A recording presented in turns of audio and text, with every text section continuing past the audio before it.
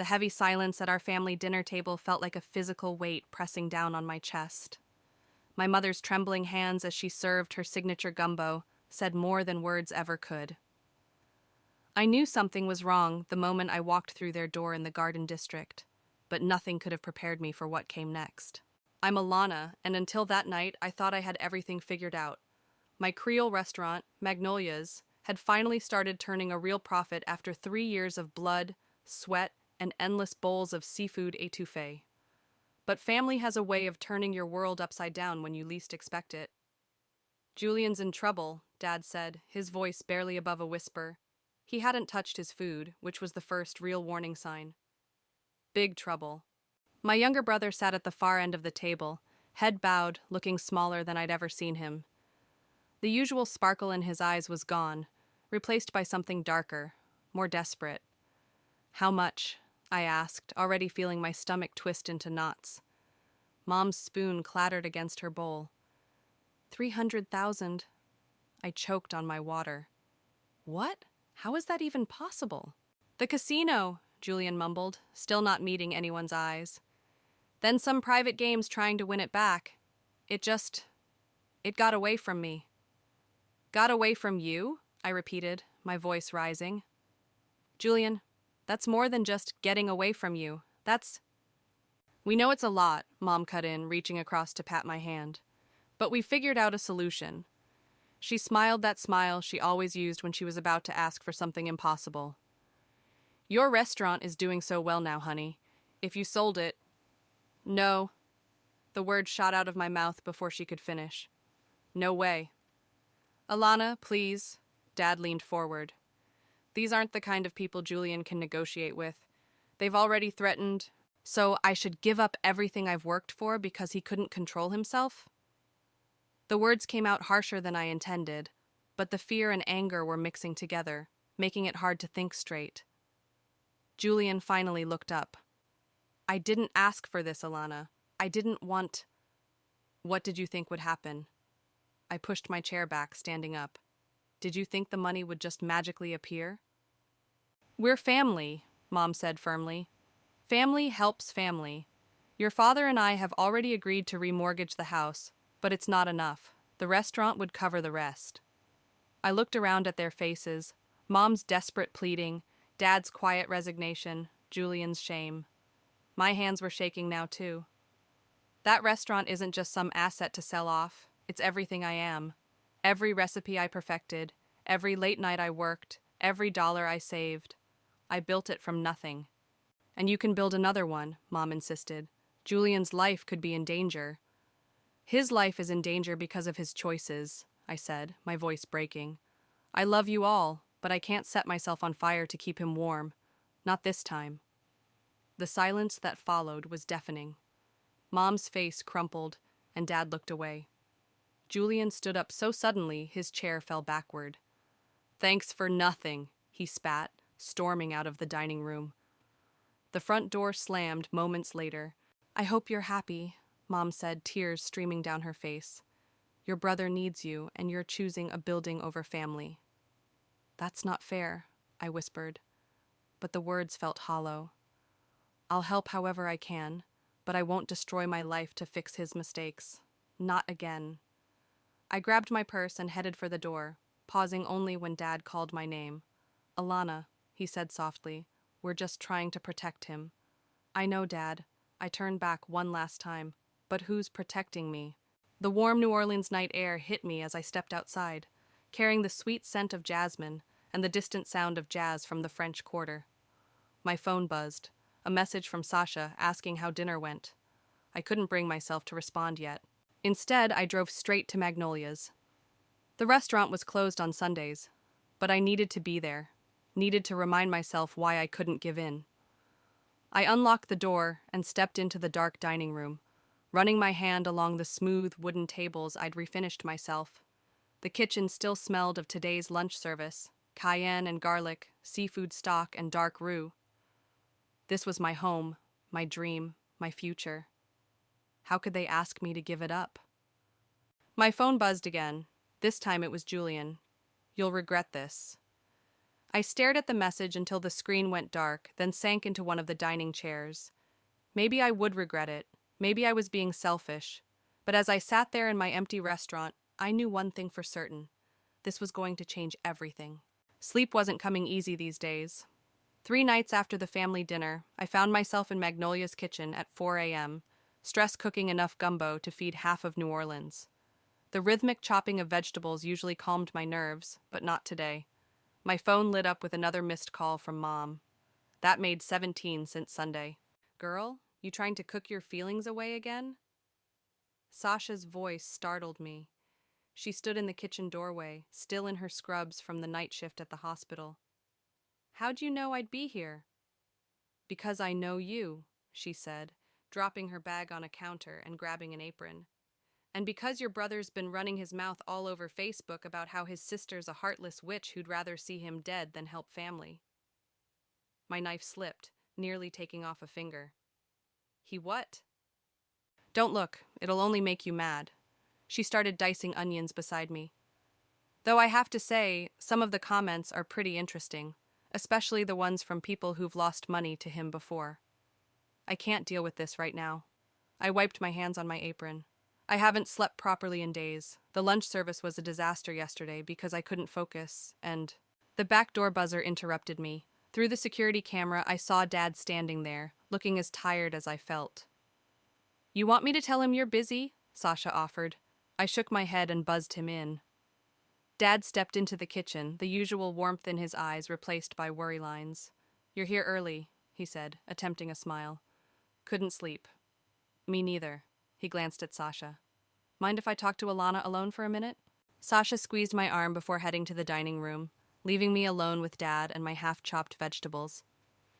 How's Julian? I asked, more to break the silence than anything else. That's actually why I'm here.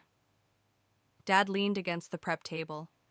Something strange happened last night. The casino. They suddenly dropped half his debt. My hands froze mid-chop. What? How is that possible? They said there were some irregularities in the games he played. Wouldn't give details, but... He ran a hand through his gray hair. It's still a lot of money, but not as impossible as before. That's good news, right? It should be. Dad's expression darkened. But Julian's convinced you had something to do with it. Says you must have connections, must have threatened them somehow. I laughed, but there was no humor in it. Right, because I have so much pull with casino management between cooking shifts. I know you didn't do anything, Dad said quietly. But Alana, he's spiraling. Your mother's beside herself. We don't know what to do anymore.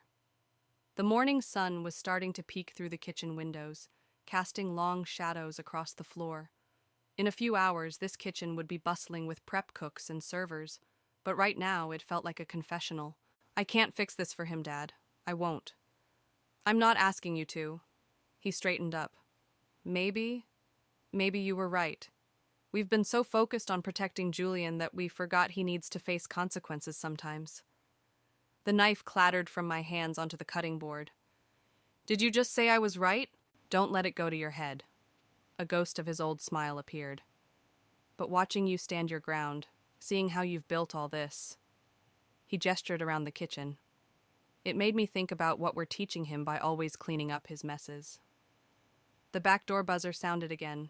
This time it was Ellie, one of my line cooks, arriving early as usual. I let her in, grateful for the interruption, as emotions threatened to overwhelm me. Mr. McGregor, Ellie beamed. Are you staying for breakfast? I was going to try Alana's new beignet recipe. Dad shook his head. Another time, maybe. He turned to leave but paused at the door. Alana, your mother might not say it right now, but we're proud of you. What you've built here, it matters. After he left, Sasha reappeared with 3 cups of coffee. Well, that sounded better than expected. Yeah, I said, still processing, though I can't shake the feeling this isn't over. Of course it isn't, Sasha replied, passing coffees around. But whatever comes next, you've got people in your corner. She pulled out her phone, showing me a local news article. And speaking of corners, you might want to see this. The headline read, Major Gaming Violation Investigation Launches at Royal Palace Casino. Isn't that where Julian lost most of his money? Yep. Sasha grinned. Sometimes karma works in mysterious ways. My phone buzzed again. Another message from Julian. I know what you did. This isn't over. I showed it to Sasha, who rolled her eyes. He really doesn't get it, does he? You didn't do anything except refuse to be his safety net. Maybe that was enough, I said, turning back to my prep work as the kitchen slowly came to life around me. Maybe that was exactly what needed to happen. The lunch rush was just winding down when Julian stormed into Magnolia's. His expensive shirt was wrinkled, dark circles under his eyes matching mine. Customers turned to stare as he marched straight to where I was chatting with a regular at her table. We need to talk, he growled. Now. I plastered on my best professional smile. I'm working, Julian. Make an appointment. Like hell. He grabbed my arm, trying to pull me toward the kitchen. Several customers stood up, and I saw Ellie reaching for the phone at the host station. Let go, I said quietly, or I'm calling the police. He released me but didn't back away. Fine. Let's do this right here then. Tell everyone how you got your friends at the casino to investigate those games. Tell them how you're trying to ruin me. Lower your voice, I hissed, steering him toward my office. Once inside, I shut the door. I don't know what you think I did, but don't lie to me. He slammed his hand on my desk.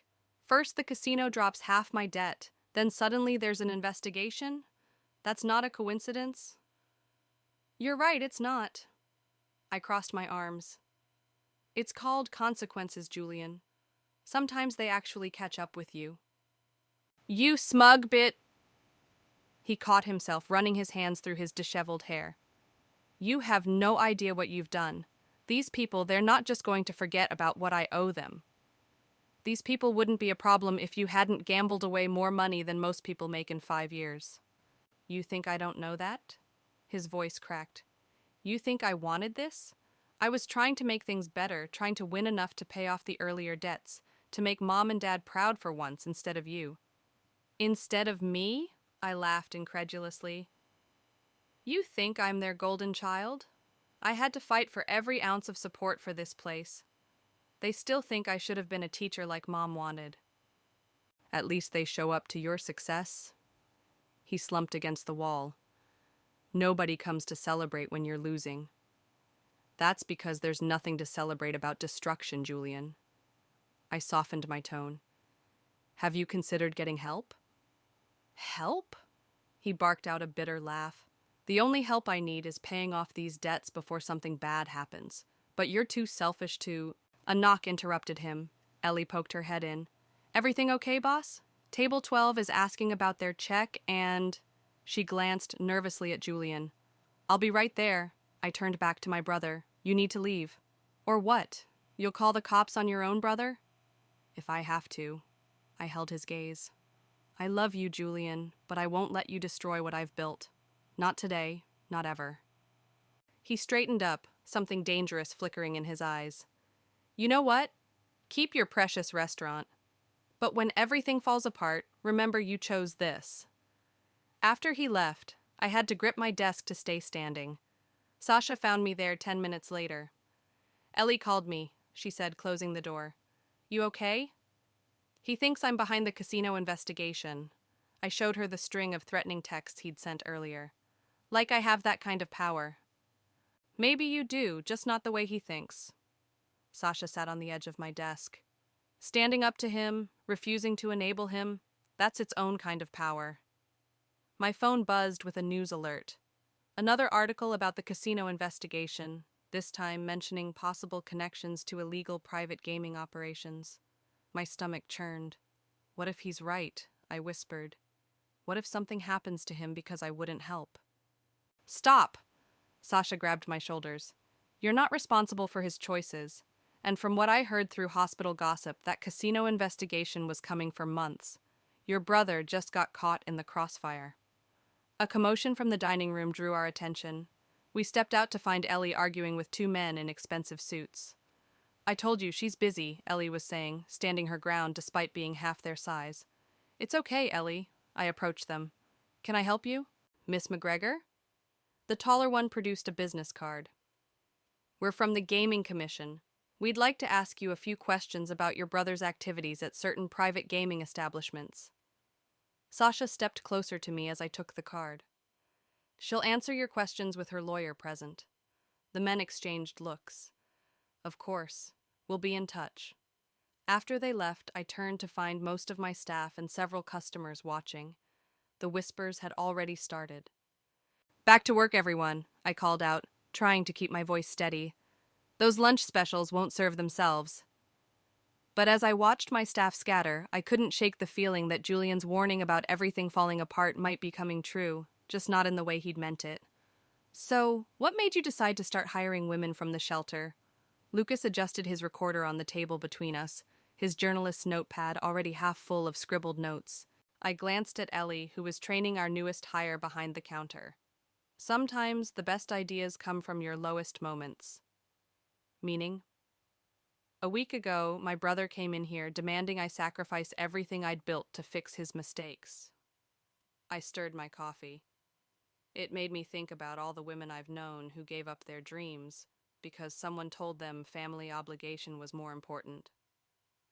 And that inspired the program? Actually, Ellie inspired it. I waved her over. Tell him how you started here. Ellie wiped her hands on her apron before sitting down. I was living at Grace House Shelter when Alana did a cooking demonstration there. She noticed I kept asking questions about restaurant management, and next thing I knew, she offered me an apprenticeship. Now she's my best line cook and helps manage the training program, I added, watching Ellie's face light up with pride. And you're expanding this initiative? Lucas leaned forward, clearly sensing his story angle. We're partnering with 3 shelters now.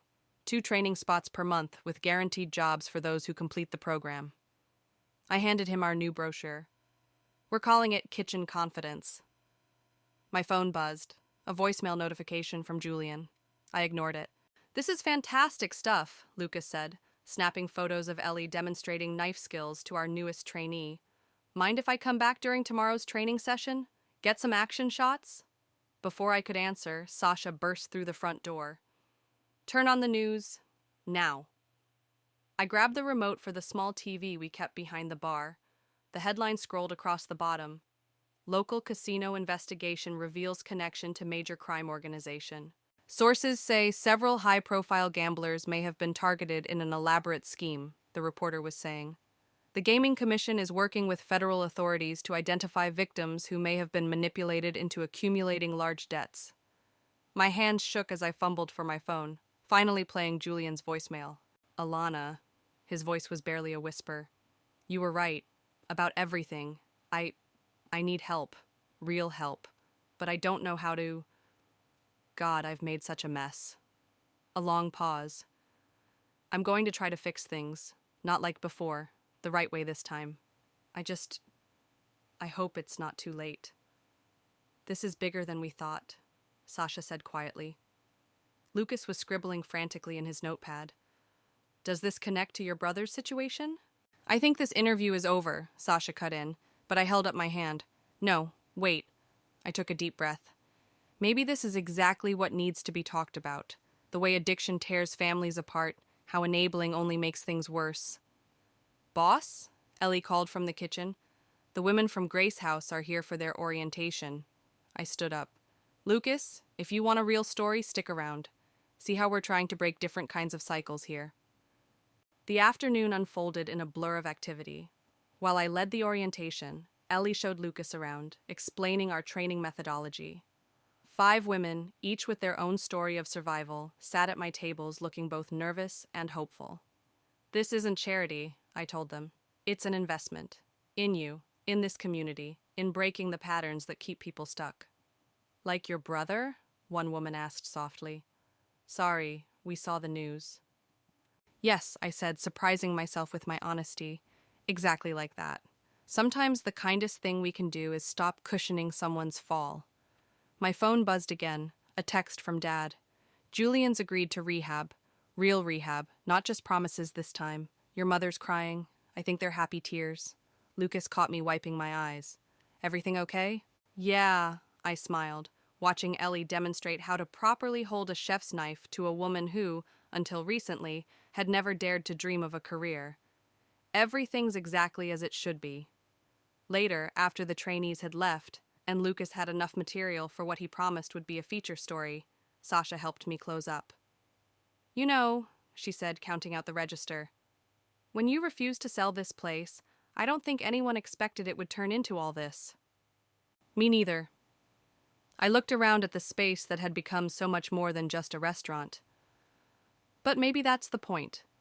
Sometimes standing your ground isn't just about saying no to something. It's about making room for something better to grow. My phone lit up with another text from Julian. "Starting 90-day program tomorrow. Scared as hell. But watching you stand your ground gave me courage. Thank you for not giving up on me by giving in to me." I showed Sasha the message. She smiled, pulling me into a hug. "Now that's what I call karma." "No," I corrected her. "That's what I call hope." "I don't understand why you won't come see him," Mom's voice crackled through my phone's speaker as I prepped for dinner service. "He's doing so well in the program, Alana. He asks about you every time we visit." "I'm not ready," I said, checking the stock simmering on the stove. "It's been 3 weeks, Mom. That's not exactly a lifetime of change." "But he's trying. He's really trying this time." The hurt in her voice made my chest tight. "The therapist says family support is crucial for recovery. Support doesn't mean pretending everything's fine." I turned down the heat under the pot. "I'm glad he's getting help, but I need time." "Time for what? To punish him?" The kitchen door swung open as Sasha walked in with a stack of flyers. "Big problem," she mouthed. "Mom, I have to go. We'll talk later." "Of course," she said bitterly. "The restaurant always comes first." I ended the call before she could say more. "What's wrong?" Sasha handed me a flyer. "These are all over the neighborhood. Someone's trying to shut down our community dinner." The glossy paper showed Magnolia's storefront with text overlaid. "Warning, this business enables criminal activity. Do not support their community programs. They're just a front for money laundering." "What?" My hands shook. "Who would—" "3 guesses," Sasha said grimly, "and the first 2 don't count. Julian's in rehab. He wouldn't—" "Not Julian. Think about who lost the most when that casino investigation went public." The back door buzzer sounded. Through the security camera, I saw Ellie running toward the entrance, looking panicked. I let her in. "They're outside the shelter," she gasped, catching her breath. "Some guys in suits telling the women not to come to training today, saying they could get in trouble for participating in illegal activities." "That's ridiculous." Sasha pulled out her phone. "I'm calling Lucas. This needs to be exposed." "No," I said, an idea forming. "Call everyone instead.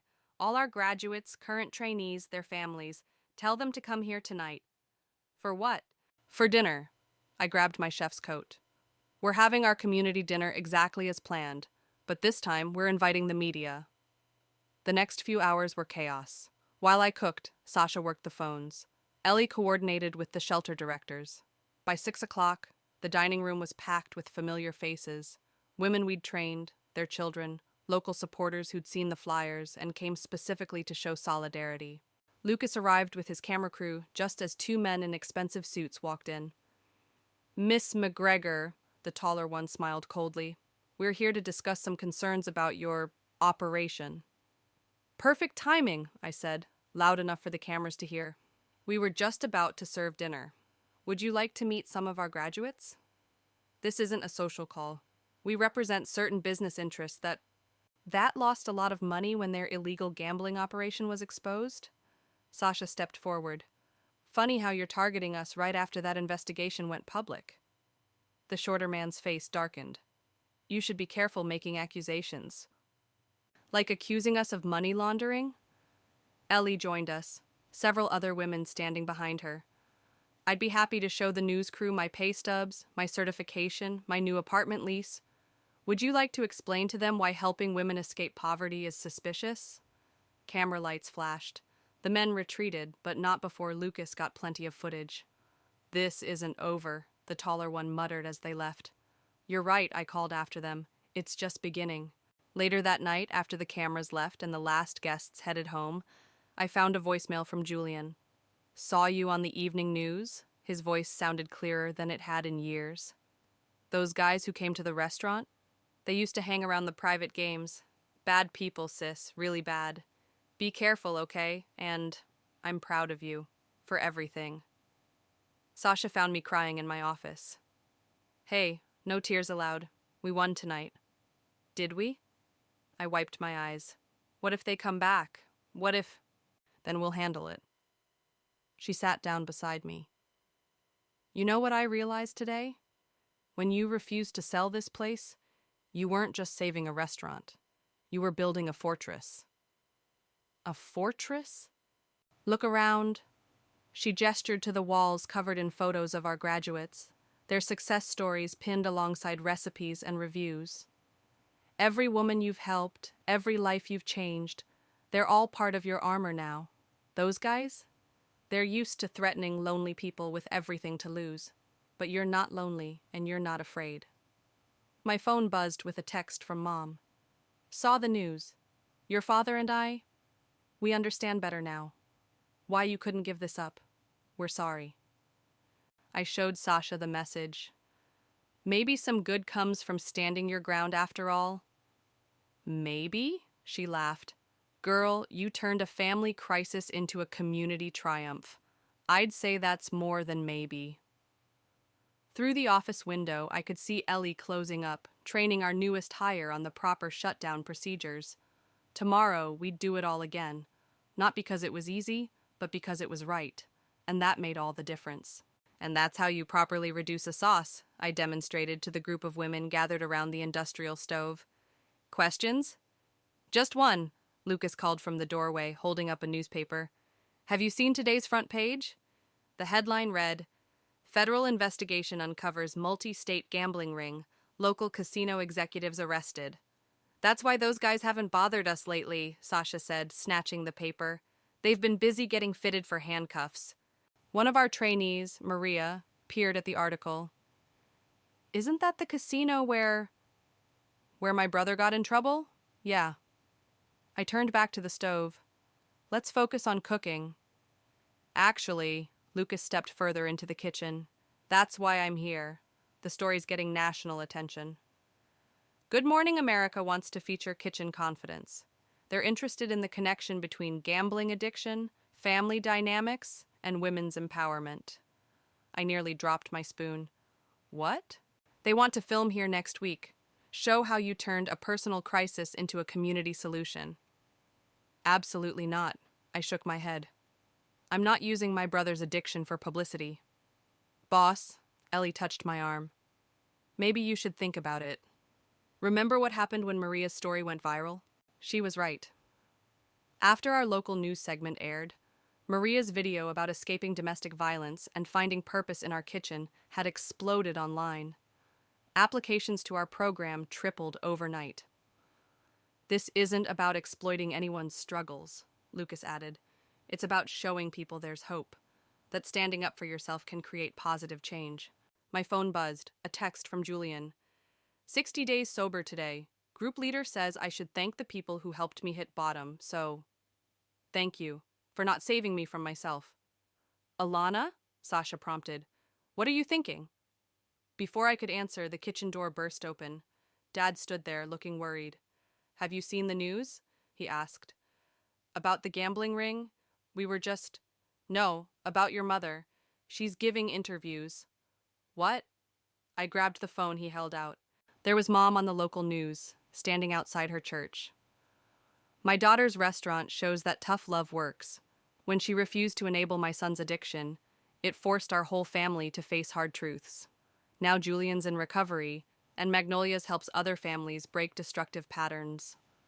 She's been going to Al-Anon meetings, Dad explained. Learning about codependency, she wanted to make amends in her own way. I handed his phone back, speechless. So, Lucas said after a moment, about that Good Morning America segment? Fine. I wiped my hands on my apron. But on one condition, we focus on the women in the program, their stories, their triumphs. Deal. He grinned. They're going to love Ellie's story especially. My story? Ellie looked startled. From shelter resident to head trainer? That's the American dream right there. Speaking of training, I called everyone's attention back to the stove. These sauces aren't going to learn themselves. Later that evening, after the trainees left, Ellie stayed to help me plan the next day's menu. "You know what's funny?" she said, writing out prep lists. "When I first came here, I thought I was just learning to cook. But really, I was learning to believe in myself.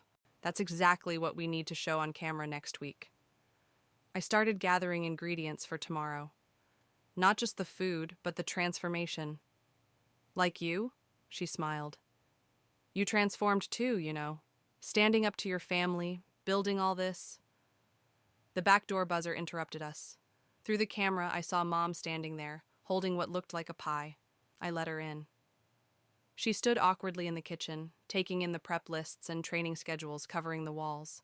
"I brought pecan pie," she said softly. "Your favorite." "Mom, about those interviews?" I should have asked first. I needed to say it out loud. How wrong we were pushing you to enable Julian. How right you were to stand firm. She set the pie down. "I'm proud of you, honey. Not just for the restaurant's success, but for showing me what real strength looks like." Ellie quietly slipped out, leaving us alone. "The TV show wants to interview us next week," I said. "All of us, including Julian if he's willing. Show how families can heal." "He'll do it," Mom smiled. "He's different now. We all are." My phone lit up with another text from Julian. "Therapist says I should come see the restaurant. See what I almost destroyed. When you're ready, I'd like to apologize in person." I showed Mom the message. "Are you ready?" she asked. "No," I admitted. "But maybe that's okay. Maybe being ready isn't as important as being willing to try." Mom pulled me into a hug, and for the first time in months, it felt like home again. Julian looked smaller somehow, standing in Magnolia's dining room after hours. Gone were the expensive clothes and flashy watch, replaced by a simple button-down and jeans.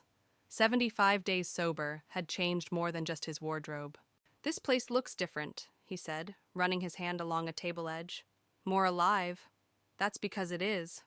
I gestured to the walls, now covered with photos of our graduates and news clippings about kitchen confidence. No more just serving food.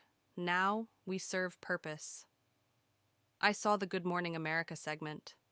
He smiled weakly. "You were amazing, Mom too." Even Dad managed not to look too grumpy on camera.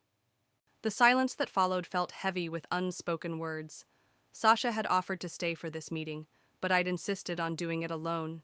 "I'm sorry," Julian finally said, his voice cracking. "Not just for the gambling or asking you to sell this place. I'm sorry for trying to make you feel guilty for my mistakes, for threatening you, for everything." "Sit down," I said, pulling out a chair. "I want to show you something." I brought out my laptop, opening a folder of security camera footage. "This is from 3 months ago, the night you came in here demanding I sell." "Alana, I don't need to." "Watch." The footage showed him grabbing my arm, yelling in my face. His expression changed as he watched himself, horror creeping across his features. "Now look at this." I switched to footage from earlier today.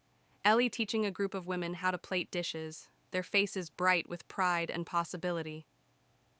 "This is what you almost took away. Not just my dream, but theirs too." "I was a monster," he whispered. "No." I closed the laptop. "You were sick. There's a difference." "Is there?" He looked up, eyes wet. "Because from where I'm sitting, I hurt everyone I love. I let Mom and Dad remortgage their house. I tried to guilt you into giving up everything you've built. How is that not monstrous? A monster wouldn't be sitting here now, facing what they did." I reached across the table, taking his trembling hand. A monster wouldn't be doing the work to change. The kitchen door swung open as Ellie backed through it, carrying a tray. "Sorry to interrupt, but these need testing before tomorrow's service." She set down 2 plates of bread pudding, our grandmother's recipe, the one comfort food that had always brought our family together. "You remembered," Julian said softly. "Hard to forget the guy who used to steal all the pecans off the top." Ellie smiled. "I'll leave you to it." "She seems nice," Julian said after she left. "They all do. The women in your program. They're survivors." I pushed a plate toward him. "Like you're trying to be." He took a bite, closing his eyes. Tastes like Sunday dinners, before everything. We can have those again, you know. Different, maybe. Better, hopefully, but we can rebuild. I don't deserve. This isn't about deserving, I cut him off. It's about choosing. Every day, you choose recovery. Every day, these women choose to trust themselves again. Every day, I choose to believe in second chances. Even for me, especially for you. I took a bite of my own pudding. But Julian, if you ever threaten me or this place again, you'll have me arrested, he nodded. I know, and you should. I need consequences to stay straight. That's what my sponsor keeps telling me.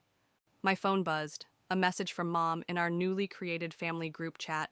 Don't forget, family dinner Sunday. Julian's cooking is part of his amends. Heaven help us all. I showed him the message. He actually laughed, a real laugh, not the bitter sound I'd grown used to. I've been practicing, he said, taking cooking classes at the rehab center. Turns out working with your hands helps with cravings. You know, I hesitated.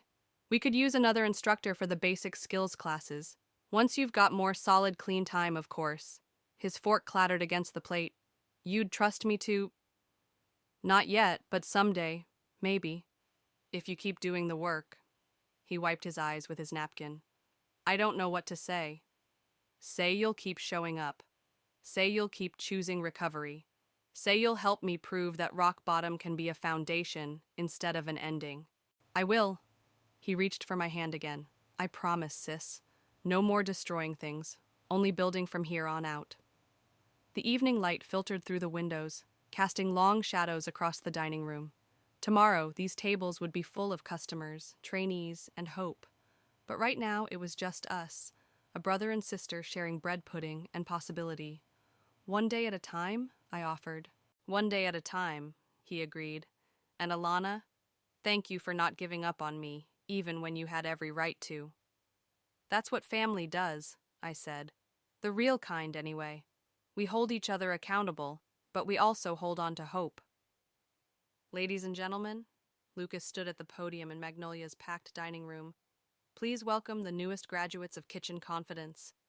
Applause erupted as 6 women, including Maria, stepped forward to receive their certificates. I watched from the kitchen doorway, fighting back tears as Ellie pinned on their official chef's pins. And now, Lucas continued, the founder of Kitchen Confidence would like to say a few words. Alana? I stepped up to the podium, looking out at the familiar faces. Mom and Dad in the front row, beaming. Sasha filming everything on her phone. And Julian, standing quietly in the back, 6 months sober and wearing his volunteer instructor badge. When I first opened Magnolia's, I began. I thought success meant full tables and good reviews.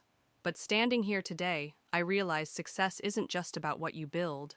It's about who you help build themselves up. Maria stepped forward. Alana gave us more than just cooking skills. She showed us how to stand our ground, how to believe in ourselves. Now I'm opening my own catering business, and my daughter finally sees her mama proud and strong. Speaking of business, Lucas interrupted, I believe there's another announcement today? I nodded, pulling out the papers I'd signed this morning. Kitchen Confidence is officially becoming its own nonprofit organization. We'll be expanding to 3 more locations across Louisiana next month. More applause. Mom was openly crying now, Dad holding her hand tight. But we're not done, I continued. Today, we're launching our newest initiative, the Recovery Kitchen Program, and I'd like to introduce its director, Julian? My brother froze, clearly not expecting this. I'd only told him about the position yesterday, and he'd been hesitant to accept. Come on up, I encouraged. He made his way to the podium, hands shaking slightly. When my sister first refused to sell this place to cover my gambling debts, I thought she was being selfish. Now I understand she was being strong, not just for herself, but for everyone who needed to see that standing your ground can change lives. The Recovery Kitchen Program, I explained, will provide culinary training specifically for people in addiction recovery, giving them marketable skills and a supportive community. Because everyone deserves a chance to rebuild. Even those who once tried to tear things down, Julian added softly. After the ceremony, as people mingled over plates of Ellie's famous bread pudding, Sasha pulled me aside. "Remember when you thought refusing to sell the restaurant would destroy your family?" she asked. "Seems like another lifetime," I admitted, watching Julian demonstrate knife skills to an interested group of recovery program applicants. "Boss," Maria called from the kitchen, "the health inspector's here for the new location certification." "Go," Sasha laughed. "Build your empire." I headed to the kitchen but paused at the door, taking in the scene. Mom and Dad sampling new recipes with the graduates, Ellie mentoring the next class, Lucas interviewing program participants for another feature story, and Julian finally finding his place in the legacy he'd once tried to destroy. My phone buzzed, a message from one of the casino executives who'd tried to intimidate us, now serving time for racketeering. "Your brother's program? Would it accept referrals from prison rehabilitation services?" "Everything okay?" Julian asked, noticing my expression. I showed him the message. "What do you think? Ready to help change more lives?" "One day at a time," he smiled, echoing our new family motto. "But yeah, I think I am."